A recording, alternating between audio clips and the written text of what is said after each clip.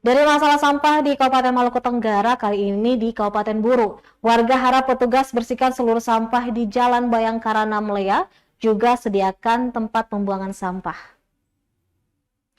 Satu dari 3 titik tumpukan sampah di Jalan Bayangkara, Kota Namlea telah dibersihkan petugas Dinas Lingkungan Hidup Kabupaten Buru dengan CV Adawiyah Wafik Jaya.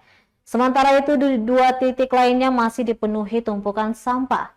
Kepala Tribunambon.com, salah seorang warga Ainul mengaku heran lantaran tidak semua titik dibersihkan.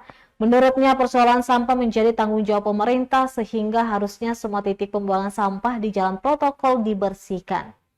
Dia pun berharap DLH menyediakan tempat pembuangan sampah sementara atau TPS di area tersebut. Diberitakan sebelumnya, Kepala DLH Buru Imran Makatita menegaskan pihaknya tidak bertanggung jawab atas tumpukan sampah di kawasan Jalan Bayangkara.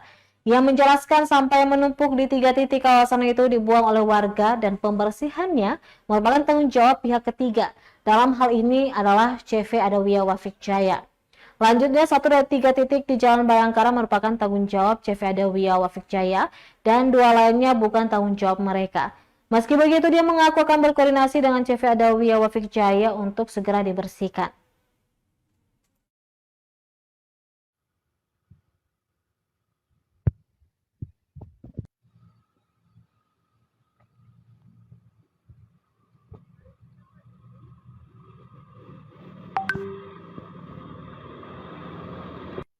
Download Tribun X sekarang, menghadirkan lokal menjadi Indonesia.